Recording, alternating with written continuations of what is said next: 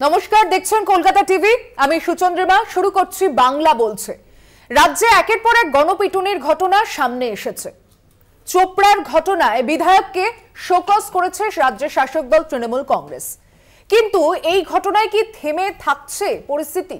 চোপড়ার পর শিলিগুড়ির ফুলবাড়িতে বিবাহ বহির্ভূত সম্পর্কের জেরে শুরু হয় ঝামেলা।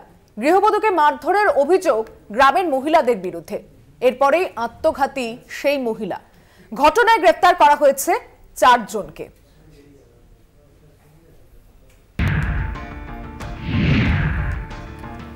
বিবাহ বহির্ভূত সম্পর্ক থাকায় সালিশি সভা ডেকে রাস্তায় ফেলে বেধড়ক মার। চোপড়ার মাতব্বর তাজিমুল হক ওরফে জেসিবির সেই ভিডিওয় রাজ্য জুড়ে তোলপাড়। এবার শিলিগুড়ির ফুলবাড়িতে এক মহিলার আত্মহত্যার ঘটনায় নীতি পুলিশের মাতব্বরির অভিযোগ উঠছে। শিলিগুড়ির সংলগ্ন ফুলবাড়ি 1 নম্বর অঞ্চলের বকরাভিটা এলাকার ঘটনা। জানা গিয়েছে, বিবাহ বহির্ভূত সম্পর্কের জেরে স্বামীকে ছেড়ে এলাকার এক প্রতিবেশী যুবকের সঙ্গে থাকছিলেন ওই মহিলা। প্রায় 8 দিন ধরে নিখোঁজ ছিলেন তিনি। এরপর ওই মহিলা স্বামীকে ফোন করে বাড়ি ফিরে আসার কথা বলেন। বাড়ি ফিরতেই সকলের সামনে ওই মহিলাকে মারধর করার অভিযোগ। এনারা এই পাশের এইগুলো লোকগুলো ওনারা বলতেছে কি তোমার বউকে তুমি নিয়ে আসো। তা আমি বললাম কি না, আমি আনবো কেন, তোমাদের কথা কেন আনবো, আমি পঞ্চায়েতের বাড়িতে নিয়ে যাচ্ছি।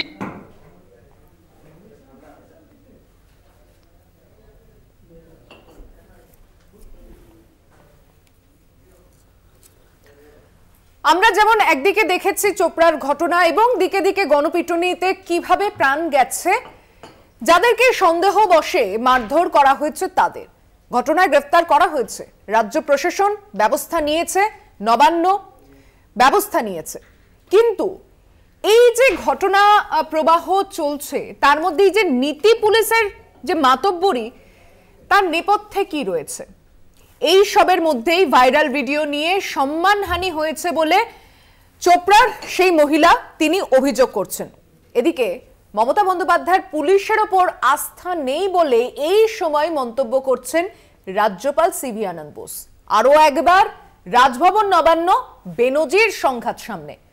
মহিলারা রাজভবনে যেতে ভয় পান। মুখ্যমন্ত্রীর এই মন্তব্যের প্রেক্ষিতে মানহানির মামলা দায়ের করেছেন রাজ্যপাল। বুধবার বিচারপতি কৃষ্ণা রাওয়ের এজলাসে এই মামলার শুনানি হওয়ার সম্ভাবনা। রাজ্যপালকে কড়া ভাষায় আক্রমণ রাজ্যের শাসক দলের।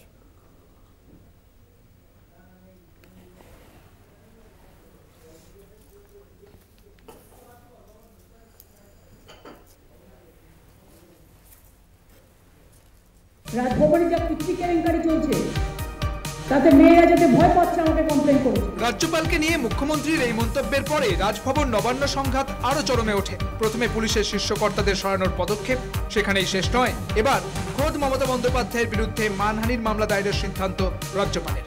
মুখ্যমন্ত্রীর এই মন্তব্যের নেপথ্যে কি কারণ? ফিরে যেতে হবে মাস 2 আগে।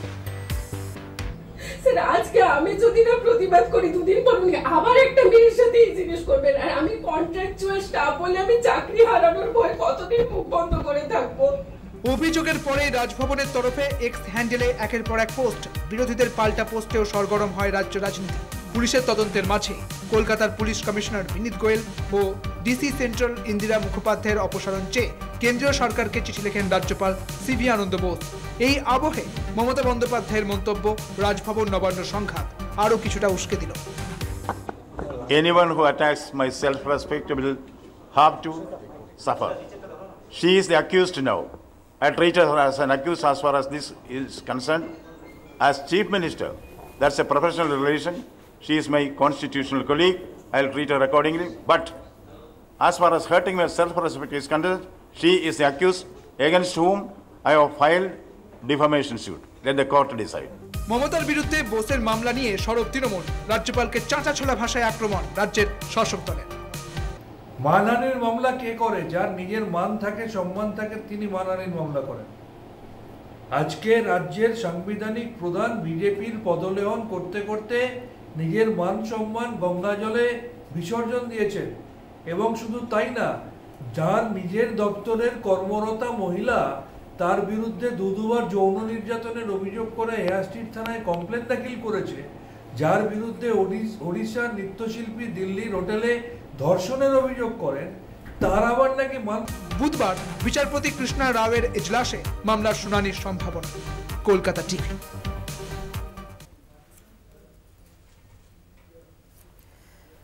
একদিকে মুখ্যমন্ত্রীর বক্তব্যের পরিপ্রেক্ষিতে মানহানির মামলা করার কথা বলে দিয়েছেন রাজ্যপাল, আগামীকাল সেই শুনানির সম্ভাবনা রয়েছে।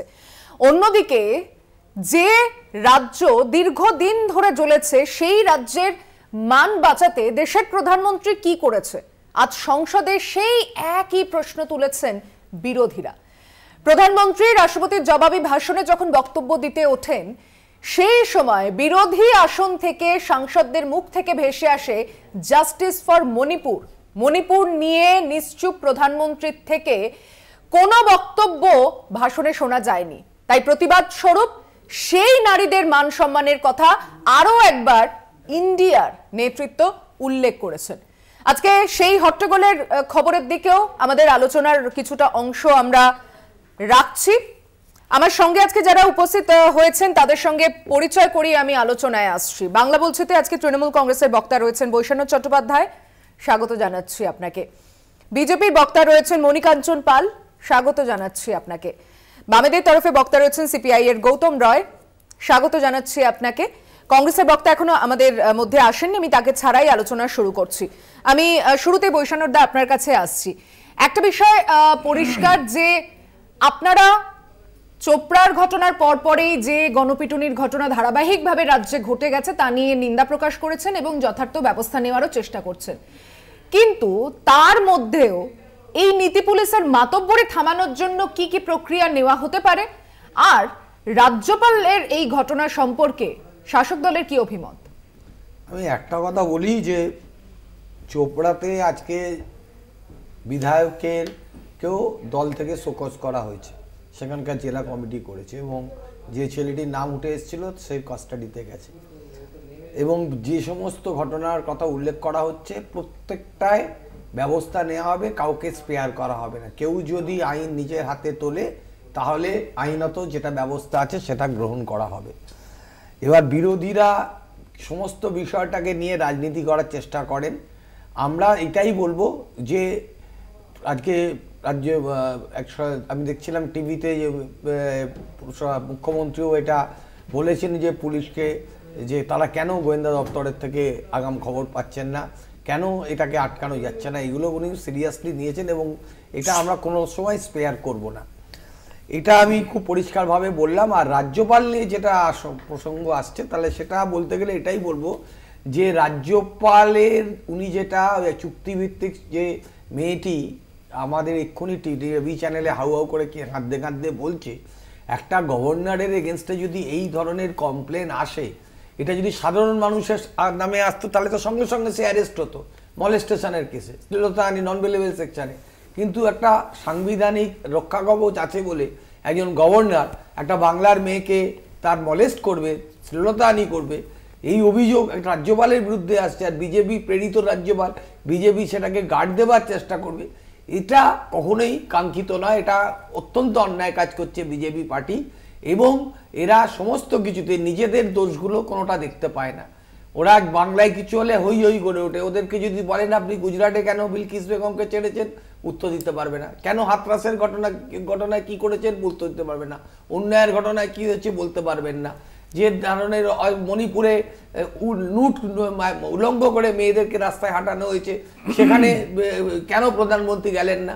প্রধানমন্ত্রী, দেশের প্রধানমন্ত্রী, তিনি এখানে ইলেকশনের ক্যাম্পেনিং করতে এসেও হেরে গেলেন, বারবার এসেছেন, কিন্তু একবার উনি সময় পেলেন না মণিপুরে গিয়ে সেই সমস্ত নির্যাতিতা মহিলাদের কথা বুঝতে। বুঝলাম।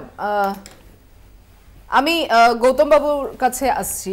একটা বিষয় তো এটা পরিষ্কার যে এই গণপিটুনির ঘটনা যেভাবে বেড়েছে এবং এই ফুলবাড়ির ঘটনাও, এই আত্মহত্যা যিনি করেছেন মহিলা, তার নেপথ্যেও এই যে সামাজিক একটা ব্যাধির রূপ সামনে আসছে বারংবার, কোথায় গিয়ে খামতিটা থাকছে? শুধুমাত্র কি কোনো শাসক দল বা যে কোনো দলের নেতার দিকে আঙুল তুলে দেওয়াটা সোজা? না, ঘটনাটা হচ্ছে সামাজিকভাবে মূল্যবোধহীনতা কাজ করছে, এটা সন্দেহ নেই, এ বিষয়ে কোনো সন্দেহ নেই। এবং সামাজিক অবক্ষয় শুরু হয় গভর্নেন্সের থেকে। গভর্নেন্স, যে গভর্নেন্স দেবেন, যে দল গভর্নেন্স দেবেন, যারা গভর্নেন্স দেবেন, তাদের অনেক বেশি শক্ত হাতে, অনেক সিরিয়াসলি যারা অন্যায় করছে, যারা এইরকম ধরনের কাজের সঙ্গে যুক্ত, তাদের বিরুদ্ধে কড়া স্টেপ নিতে হবে। মানে আমি বলছি যে যারা এইরকম ধরনের কাজ করছেন তাদের বিরুদ্ধে যে রাজনৈতিক দলের তারা সভ্য না কেন, অ্যাডমিনিস্ট্রেশনকে নিরপেক্ষভাবে তার অ্যাক্ট করার ক্ষেত্রে গভর্নেন্স যারা দিচ্ছেন তারা সদর্থক ভূমিকা পালন করতে পারছেন না। আমার স্পোকসম্যান তৃণমূলের যিনি বললেন, তিনি সঙ্গত কারণেই বললেন যে চেষ্টা করছে গভর্নমেন্টকে চেষ্টা না, গভর্নমেন্টকে এই কনফিডেন্স সাধারণ মানুষকে দিতে হবে যে সরকার যারা চালাচ্ছে কোনো দলের নয়, সরকার মানুষের। দল জিতছে ঠিকই, দল জিততে পারে, কিন্তু দল জিতছে মানে এই নয় যে আমি যে কোনো খারাপ কাজ করে, অসামাজিক কাজ করে একটা রাজনৈতিক দলের ছত্রছায়ায় আসলে বা যে দল সরকার চালাচ্ছে সেই দলের ছত্রছায়ায় আসলে আমার 7 খুন মাফ হয়ে যাবে। সাধারণ মানুষের এই কনফিডেন্স এই গভর্নমেন্টের ওপর দিনে দিনে কমছে, এ বিষয়ে কোনো সন্দেহ নেই। আমি আসছি মণিকাঞ্চন বাবু, আপনার কাছে তো একটা ছোট্ট বিরতির সময় হয়েছে, বিরতি নিয়ে ফিরছি এক্ষুনি বাংলা বলছেতে, সঙ্গে থাকুন। ফিরে এলাম বিরতির পর, দেখছেন বাংলা বলছে, আমি সুচন্দ্রিমা রয়েছি আপনার সঙ্গে। বিরতিতে যাওয়ার আগেও আমাদের এই আলোচনায় চলছিল যে রাজ্যে একটা চোপড়ার ঘটনা, তারপর একটা ফুলবাড়ির ঘটনা, এবং তার সঙ্গেই আবারও রাজ্য অর্থাৎ মমতা বন্দ্যোপাধ্যায়ের সঙ্গে রাজ্যপালের সংঘাত। রাজ্যপাল কড়া ভাষায় আক্রমণ করছেন, শুধু নয় রাজ্যের শাসক দলও পাল্টা আক্রমণ করছেন। আমি মণিকাঞ্চন বাবুর কাছে যাব, বিজেপির বক্তা তিনি। আমাদের মধ্যে কংগ্রেসের বক্তাও যোগ দিয়েছেন, কেতন জয়সওয়াল। কেতন, স্বাগত জানাচ্ছি আপনাকে। আমি আসছি আপনার কাছে, তবে বিজেপির বক্তার কাছে আগে যাচ্ছি। একটা বিষয় পরিষ্কার, কোথাও আজকে আপনারা আঙুল তুলতে পারছেন যে ঘটনা গণপিটুনিতে ঘটছে, কিন্তু আমরা বিজেপি শাসিত বহু রাজ্যে এমন বহু উদাহরণ সামনে আনতেই পারি যেখানে কিন্তু এই বারবারন্ত ঘটনার প্রচুর উদাহরণ রয়েছে। এবং মণিপুর নিয়ে আজকে প্রধানমন্ত্রীকে যে কথা সংসদে দাঁড়িয়ে স্লোগান শুনতে হলো, তার অন্যতম নমুনা। দেখুন, প্রথম বিষয় হচ্ছে গণপিটুনি তো দীর্ঘদিন ধরে আছে এরকম নেই, কিন্তু যেটা পশ্চিমবঙ্গে হচ্ছে বা বাইরে রাজ্যেতেও আমরা দেখেছি, সেখানে একটা ধার্মিক বা অন্য একটা আবেগ কাজ করছিল, কিন্তু পশ্চিমবঙ্গে যেটা হচ্ছে অনেকটাই রাজনৈতিক ক্ষেত্রে। আমি ডিটেলসে যাচ্ছি না, আমি বাইরে যে বিজেপি শাসিত বা অন্য রাজ্যে যেগুলো হয়েছে ম্যাক্সিমাম ক্ষেত্রে কিন্তু একটা আবেগ কাজ করেছে, কিন্তু আমাদের এখানে কিন্তু আবেগ কাজ করেনি, একটি সুপরিকল্পিত পরিকল্পনার মাধ্যমে করা হয়েছে। আপনারা যদি চোপড়ার কেসটা দেখেন, জেসিবি বলে যে ব্যক্তিটির নাম বলছেন, সে কিন্তু ওর জন্য বিখ্যাত। ওখানে ওরকম আপনাদের টিভির মাধ্যমেই আমি জেনেছি যে ওরাও ওই রকম বিচার করে এবং এর জন্য জেসিবি ওখানে বিখ্যাত লোক। আর সেদিন ওটা ভিডিওটাও কিন্তু মিডিয়া আনেনি, পুলিশ প্রশাসন আনেনি, যে কোনোভাবে সোশ্যাল মিডিয়ার মাধ্যমে ভিডিওটা চলে এসেছিল বলে তখন সবাই মিলে ঝাঁপিয়ে পড়েছে। অর্থাৎ একটা পরিকল্পিত, অন্যান্য জায়গায় গণপিটুনিটা পরিকল্পিত নয়, কিন্তু এইখানের ক্ষেত্রে চোপড়ার ক্ষেত্রে কিন্তু পরিকল্পিত। আমরা কোচবিহারের ক্ষেত্রে আমরা কি দেখলাম যে শুধুমাত্র বিজেপি করার অপরাধে তাকে কিভাবে একজন নারীকে হেনস্থা করা হয়েছে, অত্যাচার করা হয়েছে, প্রায় উলঙ্গ অবস্থা, তাকে টানতে টানতে হিচড়াতে নিয়ে গেছে। তারপরেও তৃণমূল কংগ্রেসের ওখানকার নেতৃত্ব বলছে ওটা একটা পারিবারিক ঝামেলা। তো সুতরাং এই যে একটা ব্যাকআপ দেওয়া, আমরা শাহজাহানের ক্ষেত্রেও দেখেছি, মুখ্যমন্ত্রী বিধানসভায় দাঁড়িয়ে বলছে শাহজাহান দলের সম্পত্তি, ওকে ফাঁসানো হচ্ছে। পরবর্তীকালে আপনারা দেখেছেন বিভিন্ন সময় ধরে কি এক এক করে কিভাবে কি সব রাস্তায় বেরিয়েছে। অর্থাৎ আমার বিষয় হচ্ছে ঘটনা তো ঘটবে, সে রামায়ণের যুগেও ঘটেছে, এখনও ঘটেছে, দুষ্কৃতি তো থাকবেই, কিন্তু দুষ্কৃতের সাথে যদি বিশেষ করে শাসক দলের পূর্ণ মদত থাকে তখন কিন্তু বিষয়টা আলাদা হয়ে যায়। মানে এটা এই রাজ্য হলে শাসক দলের পূর্ণ মদত, আর বিজেপি শাসিত রাজ্য হলে সেখানে আপনাদের একেবারে আপনি বলুন না, আপনি বলুন জেসিবির ক্ষেত্রে আজকে বৈশ্বনাথদা বললেন ঠিকই বলেছেন। উদাহরণ দেব, একলাখ আহমেদের সাথে কি হয়েছিল? আকলাক আহমেদের জন্য যা হয়েছে সেখানে কোনো কি বিজেপি হয়েছিল? নেতা মন্ত্রী চিফ মিনিস্টার তার হয়ে বলেছে? রাজস্থানে কি হয়েছিল? আচ্ছা আপনি একটা এক্সাম্পল দিন, মধ্যপ্রদেশে কি হয়েছিল? একটা আমি বলছি তো, আমি তো নাম ধরে বলেছি। আরে দাদা আপনি মাঝখানে পাঁচ ফোরনের কাজ করবেন না, রাজস্থানে বিষয় যেটা হয়েছে সেখানে আপনি বলুন কোন রাজ্যের মুখ্যমন্ত্রী সে তার হয়ে বিধানসভায় দাঁড়িয়ে কোনো মন্তব্য করেছে? কাঠুয়াতে একটা example দিন, একটা ভাই তোমার সময় বলবে, ব্যাটিং তোমার সময় করতে। বলবে। যেটা একটা এক্সাম্পল দিন যে পুরো আমি মুখ্যমন্ত্রী দিচ্ছি তো example, পুরো BJP নামে হয়েছিল, ঘটনা শুনছো তো? তার আজকে এই বরানগরে একজন ব্যক্তি, এই জয়ন্ত সিং নাকি নাম, সে একজন চোর বলে তাকে পিটিয়ে মেরেছে, তার সাথে মদন মিত্র ওখানকার কাউন্সিলরের ছবি বিভিন্ন মিডিয়ায় দেখাচ্ছে। আপনারা দেখাবেন না, আপনাদের চ্যানেলের বাধ্যবাধকতা আছে যে তৃণমূলের এগেনস্টে কিছু দেখানো যাবে না, এই জন্য আপনারা দেখাচ্ছেন না। পুরো বিষয়টা খুলে বলুন।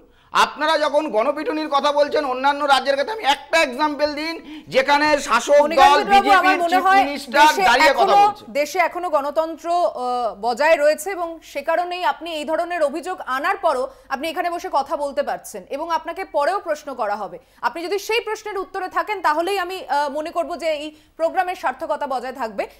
যেহেতু মণিপুরের প্রসঙ্গ টানা হয়েছিল, আপনি সুকৌশলে শুধু এই রাজ্য দিয়েই টেনে গেলেন। আরে এই রাজ্যের নেতারা বসে আছে তো, দাঁড়িয়ে জবাবে বসে আছে কে? বৈষ্ণব দাস, তৃণমূল কংগ্রেস, ওয়েস্ট বেঙ্গলের বাইরে যার কোনো অস্তিত্ব নেই। আপনার এতক্ষণের বক্তব্যের মধ্যে একটা লাইনও মণিপুরের কথাতে এলো না, যেটা এত বড় একটা উদাহরণ হিসেবে গোটা দেশের কাছে রয়েছে। আরে মণিপুর এখানকার মুখ্যমন্ত্রী সন্দেশখালীতে যেতে পারেনি, চোপড়ায় যেতে পারেনি, মণিপুরে চলে যাচ্ছেন, আর আপনিও মণিপুরে চলে যাচ্ছেন। আপনি এখানকার ঘটনা দেখান, আপনি এখানে জাস্টিফাই না, আমি জাস্টিফাই করছি না। মণিপুরে যারা ঘটনা ঘটেছে তারা মার্ডার কেসে তাদের এখন লকআপে আছে, জেলে আছে তারা। আসছি আপনার বক্তব্যে আসছি, কংগ্রেসের বক্তব্য শুনবো। একটা ছোট্ট বিরতি নিয়ে ফিরছি এক্ষুনি, সঙ্গে থাকবেন বাংলা বলছেতে। ফিরে এলাম বিরতির পর, দেখছেন বাংলা বলছে, আমি সুচন্দ্রিমা রয়েছে আপনার সঙ্গে। আসছি কংগ্রেসের বক্তব্য শুনতে। কেতন জয়সওয়াল আমাদের সঙ্গে রয়েছেন, কংগ্রেসের বক্তা আজকে।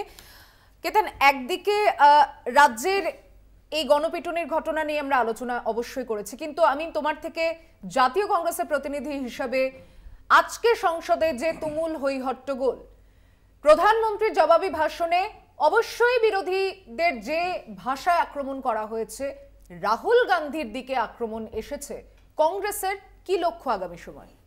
না দেখুন, এটা মানে যা ঘটনাগুলো বললেন এটা কোনোটাই নতুন ঘটনা নয়। আমরা প্রধানমন্ত্রীকে দেখেছি, উনি কথা বলতে খুবই ভালোবাসেন, কিন্তু কাজের কথা বলতে উনি অভ্যস্তই নন। আর আমরা 10 বছর ওনাকে দেখে 11তম বছরে দেখছি উনি কাজের কথা যেহেতু এত দিনে কোনো দিন বলিনি, আমরা এক্সপেক্টও করি না, ওনার কাছে আশাও করি না, প্রত্যাখ্যান করি যে উনি বলবেন কাজের কথা। উনি প্রধানমন্ত্রী, মানে খুব কম সময় উনি প্রধানমন্ত্রীর মতো আচরণ করতে পারেন না। উনি অনেক সব জায়গায় বিজেপি স্টার ক্যাম্পেনারই হয়ে যান। এই যে আক্রমণ মানে শুনেছেন কোনোদিন যে সরকার পক্ষ প্রধানমন্ত্রী হাউসে, he is the leader of the house, কি করছে না বিরোধীকে আক্রমণ করছে, বিরোধী দলনেতাকে, এটা শুনেছেন কোনোদিন না। কারণ হচ্ছে যে প্রশ্নগুলো তোলা হয়েছে, বলুন না নিট নিয়ে কোনো প্রশ্ন করা হয়েছে, এই যে এতগুলো যে স্ক্যাম হচ্ছে সেটা নিয়ে প্রশ্ন করা হয়েছে, কোনো উত্তর আছে? উত্তর নেই। এই জন্য কি করছে, উত্তর না দিয়ে, উত্তরকে যাতে উত্তর না দিতে হয় তাহলে এদিক ওদিকের কথা বলবেন, আক্রমণ করবেন, ব্যক্তিগত আক্রমণ করবেন, কোথাকার 50 বছর পুরনো এমার্জেন্সি তুলে নিয়ে আসবেন। কিন্তু এখনকার এই যে অঘোষিত একটা এমার্জেন্সি আছে, দেখবেন আপনি যে বিরোধী দলনেতা বা বিরোধী পার্টি কেউ বললে সেখানে মাইক বন্ধ করে দেওয়া হয়, তার কাছে ক্যামেরাটা দেখায় না। এগুলো কি এমার্জেন্সি নয়? তো এই সব ঘটনা যাতে না বলতে এই জন্য উনি আক্রমণটা করেন। আপনাদেরকে বলা হচ্ছে যে আপনারা 100 পার না করার হ্যাট্রিক করেছেন। এদিকে রাহুল গান্ধী যখন জবাব দিতে উঠছেন, তিনি শিবের মূর্তির সেখানে একটা ছবি তিনি দেখাচ্ছেন, ধর্মের কথা বলছেন, হিন্দুত্বের তাস দিয়ে পাল্টা খেলার চেষ্টা করছেন। তাহলে রণনীতিতে কি কংগ্রেস বা ইন্ডিয়াকে সেই ভূমিকাতেই নামতে হলো? না, একেবারেই নয়। আমরা তো মানুষের কাছে পার্লামেন্টে দাঁড়িয়ে মানুষের কাছে সেই ডিফারেন্সটা তুলে ধরছি যে আসলে বিজেপি যে মিথ্য হিন্দুত্ববাদী বা যে হিন্দু ধর্মের যে সেন্টিমেন্টটাকে ইনক্যাশ করার চেষ্টা করে ভোটের বাক্সতে, তার রাজনৈতিক ফায়দা নেওয়ার চেষ্টা করে, আর প্রকৃত হিন্দুত্ব আর বিজেপির যে হিন্দুত্ব মানুষকে বোঝায় তার মধ্যে ফারাকটা কোথায় আছে সেটা আমরা বোঝাতে চেয়েছি। আমি আর আপনাকে ছোট এক্সাম্পল দেবো। কালকে রাহুল গান্ধী বললেন তো যে আমাদের ধর্ম সত্যের কথা বলে, বিজেপির অসত্যের কথা বলে। ঠিক মোদিজি 2 মিনিট পরে প্রমাণিত করে দিলেন রাহুল গান্ধী বলেছেন বিজেপিকে যে বিজেপিরা হচ্ছে হিংসাবাদী, আর প্রধানমন্ত্রী দাঁড়িয়ে হাউসের মধ্যে বলছেন যে না ওনার সমস্ত হিন্দু ধর্মকে বলেছেন। মানে মোদী রাহুল গান্ধী যে কথাটা বললেন যে বিজেপি হচ্ছে হিন্দুদের মানে যা শেখায় তার বিরোধী উল্টো কাজ করেন, অসত্যবাদী, আর প্রধানমন্ত্রী ঠিক 2 মিনিট পরে সেটাকে সিলমোহর দিয়ে দিলেন। বুঝলাম মানে ধর্মের তাস দিয়ে ধর্মকে ভাঙা নয়, সেখানে বোঝানোর তিনি চেষ্টা যেটা করেছেন সেটা সব বিরোধীদের মধ্যে সামঞ্জস্য বজায় রেখে কি হবে? মানে বৈষ্ণবদা বামেরা রয়েছে ঠিকই, কংগ্রেস বলছে যে শিবের যে হাত সেই অভয় প্রদানকারী যে চিহ্ন সেটাই হচ্ছে কংগ্রেসের হাত, তৃণমূলের তাহলে কি মানে পায়ের তলায় যে ফুল পড়ে রয়েছে সেটা? দেখুন আমাদের মানে আমি যতদূর দেখেছি বলেছে ভগবান মহাদেবের কথা, রাহুল গান্ধী বলেছেন যেটা মহাদেব একটা ভাবনা। এটা আমি একটা বলতে পারি যে আমিও ঈশ্বর বিশ্বাসী, ঘোর ঈশ্বর বিশ্বাসী মানুষ, কিন্তু আমি এর সঙ্গে এটাও বিশ্বাস করি যে ধর্ম যার যার, উৎসব সবার। এবার যে যে ধর্মে বিশ্বাস করে, তো রামকৃষ্ণ পরমহংসদেবও বলে গেছেন যত মত তত পথ। আমাকে বাধ্য করতে হবে, আমাকে সেই জায়গাটাকে কম্পালশন করতে হবে, আর ধর্মের নামে ক্ষমতা দখল, গদি দখল, এই যে মণিকাঞ্চনবাবু যে তথাগত রায়ের কামিনী কাঞ্চনটা ভুলে গিয়ে উনি আমাদেরকে আক্রমণ করছিলেন, তো আমি এটাকে ওনাকে মনে করে দিতে চাই যে ওদের দলের সম্পর্কে মানুষের ধারণা যেটা, সেটা হলো যে বিজেপি একটি প্রতিক্রিয়াশীল দল, এবং বিজেপি সবসময় দেশের একটা পুঁজিবাদী, একচেটিয়া পুঁজিবাদীদের সঙ্গে নিয়ে দেশের বেশিরভাগ মানুষের উপরে আর্থিক বোঝা চাপিয়ে দিচ্ছে।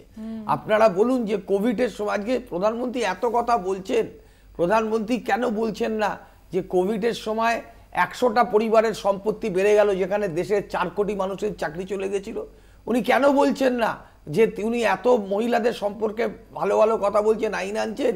তো মণিপুরে যে উপজাতি, তফসিলি জাতি উপজাতি মহিলাদেরকে উলঙ্গ করে হাঁটানো হলো, উনি একবারও সময় পেলেন না এতবারের মধ্যে উনি একবার সেখানে পৌঁছাতে? উনি যে গুজরাটে কনভিক্টেড আসামি, দোষী সাব্যস্ত হয়েছে, তাকে গুজরাট গভর্নমেন্ট, ওনার বিজেপি পার্টির গভর্নমেন্ট, তাকে গলায় মালা পরিয়ে জেলখানা থেকে ছাড়ালো, যেটা সুপ্রিম কোর্ট বললো এটা কোনো গভর্নমেন্টের অধিকার নেই। কই একবারও তো উনি হাতরাস উন্নয়ন নিয়ে নিন্দা করেননি। উনি কেবলমাত্র বিরোধী দলকে টার্গেট করে উনি নানান ধরনের কথা বলেন, এবং উনি হিন্দুত্বের ইজারা নেবেন এটা আমরা বিশ্বাস করব না। আমরা বাংলার মানুষ, আমরা মহাপ্রভুর শ্রী চৈতন্য দেবের, আমরা রামকৃষ্ণ পরমহংসদেব, বিবেকানন্দ, এদের কাছ থেকে, মা শারদা, সিস্টার নিবেদিতা, এদের কাছ থেকে আমরা বুঝবো। কিন্তু এখন তো আর আপনাদের এককভাবে সেই বক্তব্য নয়, যখন বিরোধী একসঙ্গে ইন্ডিয়া বলা হচ্ছে তখন এই মতাদর্শতে বামেদের কি প্রতিক্রিয়া থাকবে সেটা কিন্তু খুব গুরুত্বপূর্ণ বিষয়। গৌতম দা, বামেদের কি বিষয় থাকবে সেটা যেমন জিজ্ঞেস করছো, আমরা একটা জায়গা খুব পরিষ্কার, না ধর্মের কথায় আপনারা বলবেন? আমরা তো একই কথা বলছি, আমরা বলছি বৈচিত্র্যের মধ্যে ঐক্য, ডাইভার্সিটির মধ্যে ইউনিটি। ধর্মচরণ করা, ধর্ম মানুষের ব্যক্তিগত অধিকার এবং ব্যক্তিগত বিষয়। আমরা বলতে চাইছি ধর্মের মতো, কিন্তু ধর্ম মানে তো এই নয় যে ধর্মীয় বিভাজন, ধর্ম মানে তো এই নয় অন্য কাউকে ঘৃণা করা। আমাদের ধর্ম তো এই সহনশীলতা শিখিয়েছে যে সর্বধর্ম সমন্বয়, বসুদৈব কুটুম্ব, সবার উপরে মানুষ সত্য, তার উপরে নাই। আমাদের বক্তব্যটা খুব পরিষ্কার, কারণ তুমি যে জায়গায় বলছো আমি সেই জায়গাতে আবার ঘুরে গিয়ে বলতে চাইছি যে বিজেপি এইবারে সরকার তৈরি করতে পারেনি, সরকারটা ইন্ডিয়ার। বিজেপির বিরুদ্ধে, ধর্মীয় বিভাজনের বিরুদ্ধে এবং ইনটলারেন্সের বিরুদ্ধে, এবং এই যে যা করছি বেশ করছি, এই যে ঔদ্ধত্য, এই ঔদ্ধত্যের বিরুদ্ধে ভারতবর্ষের মানুষ রায় দিয়েছে। আমাদের ইন্ডিয়া জোটের এমপিদের কাজ হচ্ছে জনগণের বিরুদ্ধে কোনো নীতি প্রণয়ন করতে গেলে তাদের কণ্ঠস্বর করে সোচ্চারিত হবে, এবং তাদের আওয়াজ এই এনডিএ গভর্নমেন্টকে প্রত্যেক দিনই দুর্বল থেকে দুর্বলতর করবে। কারণ একটা সরকার যদি ব্যবসায়ীদের পক্ষে, আদানির পক্ষে, আম্বানির পক্ষে কাজ করে, একটা সরকার যদি বেকারির চালানোর যন্ত্রণা বুঝতে না পারে, একটা সরকার যদি দেশে গণতন্ত্রকে ভুলুণ্ঠিত করতে চায়, নতুন করে সিএ এনআরসির নামে লাগু করতে চায় ধর্মীয় বিভাজন, এবং নতুন করে সমস্ত জায়গায় ইলেকট্রাল বন্ডের নামে বরাত পাইয়ে দেওয়ার লক্ষ লক্ষ কোটি কোটি টাকা ঘুষ দিচ্ছে ব্যবসায়ীদের কাছ থেকে, এটা ইন্ডিয়া জোটের এমপিরা অত্যন্ত সোচ্চারে বলবে, উৎসাহের সঙ্গে বলবে এবং প্রত্যেক দিন এই সরকারের টনকটা নড়াবে, যেটা জনগণের পক্ষে কাজ হবে, মানুষের পক্ষে কাজ হবে। সেখানে একটা সদর্থক রোল যদি তারা পালন করেন, নিশ্চয়ই তারা প্রশংসিত হবে। কিন্তু তাদের অন্যায়, তাদের দুর্নীতি আর তাদের গভর্নমেন্ট যদি ফর দ্য পিপল না হয়, তাহলে তার জন্য যা করার দরকার আমাদের এমপিরা নিশ্চিত করবেন, এটা আমি আশা করি। কারণ আমাদের দেশ ধর্মনিরপেক্ষ দেশ, গণতান্ত্রিক দেশ। আচ্ছা, আজকে এই কথার পর প্রধানমন্ত্রীর বক্তব্যে এটাও কিন্তু শোনা গিয়েছে যে দোষ করলে সে সাজা পাবে। তার মানে এই যে ভিজিলেন্সের যে দাপটটা আমরা এর আগে দেখে এসেছি ইলেকশনের আগে, সেটার জুজুটাকে তিনি কোথাও বজায় রাখলেন এমনটা মনে হলো ওনার বক্তব্যে। মনিকাঞ্জন বাবু, এই যে ধর্মের ভিত্তিতে বক্তব্য রাখা বা ধর্ম নিয়ে বিরোধীদের আক্রমণ করা, এবার কিন্তু আপনাদের মিলিজুলি সরকার, বাকিদের মধ্যে অনেকেই কিন্তু এই সংরক্ষণ নিয়ে বা এই ধার্মিক চিন্তা ভাবনা নিয়ে মানুষের কাছে যাওয়া নিয়ে যদি কোনো অমত পোষণ হয়, তখন আপনাদের কি ভূমিকা? দেখুন, একটা জিনিস পরিষ্কার যে গত 3 বারে মানে হ্যাট্রিক করেছে কংগ্রেস, যে 100 সিট পায়নি। কে বলেছে? এবারে এখন আমাদের সংখ্যা 102। ভাই মাঝখান দিয়ে কথা বলো না, ভুল বললে তো আপনাকে সংশোধন করতে হবে। না না, ভুল উঠে চলে যাব। তোমার সময় আমি একটা কথা বলেছি, তুমি অনেক ভুল বলছেন। আমি তো ভুল বলিনি, কথাই বলতে জানো না। না, আই ওয়াজ এরকম অনেক আমার কর্তব্য ভাইকে ইমপ্রুভ করে দাও। স্ক্যামের নাম বলো, নিট মাঝখান দিয়ে কথা বলবে না। না, আপনি তো ভুল বলছেন, আপনি সহ্য করতে হবে তো। শুনছি, তোমরাও সহ্য করছো না। সংখ্যাটা ভুল বলছেন। মাঝখান দিয়ে তখন থেকে একবার করে এতটুকু ভদ্রতা, স্বাধীনতা বোধ নেই। হ্যাঁ, 102 102 বলুন। এইবার গতবারে 100টা এবং গত 40 বছরে কংগ্রেস 250খানা সিট ক্রস করতে পারেনি। লাস্ট মনে হয় নরসিংহার হাইয়েস্ট সিট পেয়েছিল 232টা। পেট্রোল 100 ক্রস করতে পারেনি কোনোদিন। এই যে এরকম করে করলে আমি কথা বলবো না। ভাই বলো তুমি বলো। পেট্রোল তো কোনোদিন 100 ক্রস করতে পারেনি। এইগুলো যারা জানে না, পড়াশোনা করে আসে না, চ্যানেলে কিছু বলার নেই, তারা মাঝখান দিয়ে খোটা লাগিয়ে ডিবেটটাকে নষ্ট করতে চায় না। তোমার কাছে আমি এটা আশাও করি না। আজকে প্রধানমন্ত্রী যখন বলছে, সারা অপোজিশন সারাক্ষণ চিৎকার করলো, লাস্টে হো এরকমও করছে। কাজের কথা না বলে চিৎকার করতে হয়, কাজের কথা বলে চিৎকার করে না। বিষয় যেটা হচ্ছে যে জনাদেশ যেটা দিয়েছে, জনাদেশ ভারতীয় জনতা পার্টির নেতৃত্বে সরকার করার জনাদেশ এবং কংগ্রেসকে বিরোধীতে বসারই জনাদেশ দেওয়া হয়েছে। সুতরাং কিন্তু কংগ্রেস যেটা দেখানো করছে যে আমরা বিরাট রেজাল্ট করেছি। আজকে মোদিজি বলেছেন যে ডিরেক্ট যেখানে কংগ্রেসের সাথে বিজেপির ফাইট হয়েছে, সেখানে কংগ্রেসের স্ট্রাইক রেট 26%। গুজরাট, ছত্তিশগড়, মধ্যপ্রদেশ, এই 3টি রাজ্যে 64টা আসনের মধ্যে মাত্র 2টো আসন পেয়েছে। আর কংগ্রেস যে রেজাল্ট এইবারে করেছে, বেশিরভাগ ক্ষেত্রেই কিন্তু যেখানে জোট বেঁধেছে, জোটের ভোটের সাথে ওই রাজ্যগুলোতে শিক্ষার হার কত? এবার enough is enough, enough is enough. তোমার বেলা আমি বারবার বলছি, তোমার বেলা আমি বলছি না, ডিবেটের মিনিমাম টুকু একবারও কোনো টু শব্দ করিনি, একটা টু শব্দ করিনি, না একটা টু শব্দ করিনি। এরকম ভাবে ডিবেট হয় না, এরকম ভাবে ডিবেট হয় না। তোর শোনার ধৈর্য নেই। আমি তোমারটা শুনেছি, তুমি আমারটা শুনবে, তুমি উত্তর দেবে তোমার বেলায়। অ্যাঙ্কার তো ওয়ান তরফা করছে না, অ্যাঙ্কার তো সবাইকে সময় দিচ্ছে, মাঝখান দিয়ে কথা বলছে, 5 ফোড়নের মতো কাজ করে। এবার বিষয় যেটা হচ্ছে, আমরা বারবার আলোচনা করছি, আজকে আমরা পার্লামেন্টেই বা কি দেখলাম, সারাক্ষণ প্রধানমন্ত্রী বললেন, বিরোধীরা চিৎকার শুরু করে দিলেন। আজকে বলছেন, বৈশ্বনাথদা বললেন আমরা যতমত ততপথে বিশ্বাসী, কিন্তু তৃণমূল কংগ্রেসের পশ্চিমবাংলায় কি করছে, একটিই পথ, টিএমসির পথ, ওইটা ধরো, না হলে বিভিন্নভাবে হবে। কাঞ্চন কামিনীর কথা বলছে, আমরা চ্যানেলেই দেখেছি, পার্থ থেকে শুরু করে জ্যোতিপ্রিয়, মদন মিত্র, তাদের বান্ধবীদের চেহারাও আমরা দেখেছি। আমাদের কাঞ্চন কামিনীর কথা বলা হয়েছে, তাদের কিন্তু মিডিয়ায় দেখা যায়নি। হয়তো কোনো নেতা তার আক্ষেপ রাখা হয়েছে, বৈশ্বনাথদাও রাখতে পারেনি। উত্তেজনায় ভুলে গিয়েছেন আমি কি প্রশ্নটা করেছিলাম। আমি বলেছিলাম যে আপনাদের এনডিএর মধ্যে বাকি যে শরিকরা, তারা কিন্তু সংরক্ষণে বিশ্বাসী, তাদের সামনে এই ধর্মীয়তা কতদিন আপনারা টিকিয়ে রাখতে পারবেন? আমি বলছি সংরক্ষণে বিশ্বাসী। মন্ডল কমিশনের রিপোর্ট, দীর্ঘদিন কোল্ড স্টোরেজে কে রেখেছিলেন? ইন্দিরা গান্ধী। বাবা সাহেব আম্বেদকর দলিতদের সাথে দুর্ব্যবহার করা হয়েছে বলে নেহরুর ক্যাবিনেট থেকে রেজিগনেশন দিয়েছিলেন। বাবা সাহেব তারা যদি বাবা সাহেব আম্বেদকরকে কংগ্রেস এখন করে তো লেট মি ক্লিয়ার, মন্ত্রী ছিলেন তো বাবা সাহেব আম্বেদকর। আরে ভাই, বাবা সাহেব আম্বেদকর রেজিগনেশন দিয়েছিল নেহরু ক্যাবিনেট থেকে, এবং বাবা সাহেব আম্বেদকরকে ভারত রত্ন দিয়েছে 90 সালে। 90 সালে। প্লিজ এটা জনসভা না দাদা, জনসভা না, ওইভাবে হবে না, জনসভা না, এটা বলেই যাবে। আপনি সঠিক উত্তর দিলে আপনাকে বলতে দেওয়া হবে। ভুলভাল কথা বললে যত সম্ভব 1991 জনসভা না, কংগ্রেস যদি বাবা সাহেবকে ভালোবাসতো, আমাদের ভারতবর্ষে আমরা দেখেছি যে নিজে বলে না নিজের ডাক নিজে পেটাচ্ছিস, আর ইন্দিরা গান্ধী জওহরলাল নেহরু সার্টিফিকেট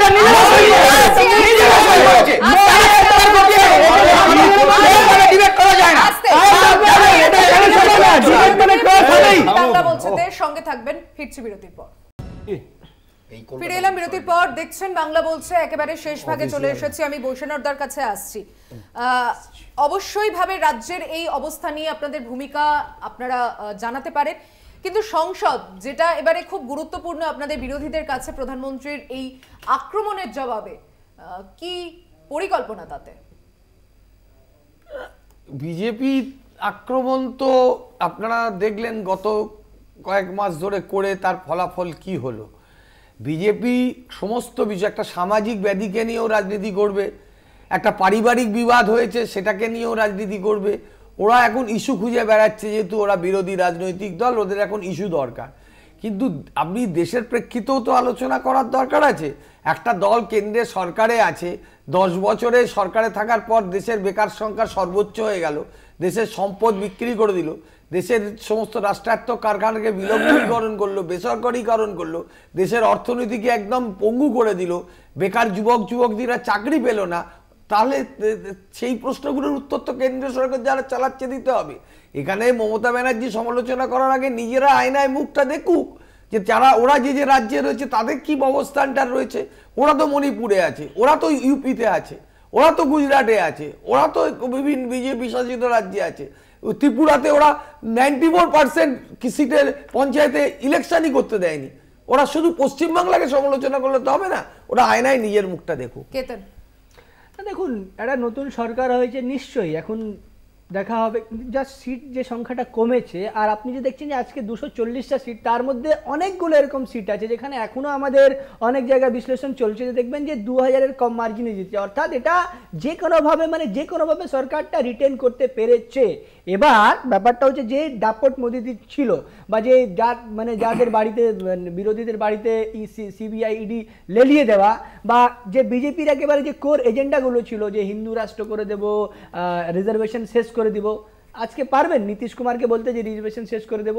আজকে পারবেন চন্দ্রবাবু নাইডুকে বলতে যে হিন্দু রাষ্ট্র আমরা গড়বো? পারবেন না। তো এই জিনিসটাই মানুষ শিক্ষা দিয়ে দিয়েছে, আর মানুষ শিক্ষা দিয়েছে বলেই দেখবেন আপনি যে বিরোধী দল নেতাকে রাহুল গান্ধী 2টো সিটে জিতেছেন, 4 লাখ ভোটে জিতেছেন, আর প্রধানমন্ত্রীকে মাত্র কোনোভাবে জিতে এসে মাত্র 1.5 লাখ। মানে ইতিহাসে আমাদের চন্দ্রশেখর যিনি একমাত্র এত একটা রিজনাল পার্টির এমপি ছিলেন, তা উনিও কিন্তু এত কম মার্জিনে জিতেন।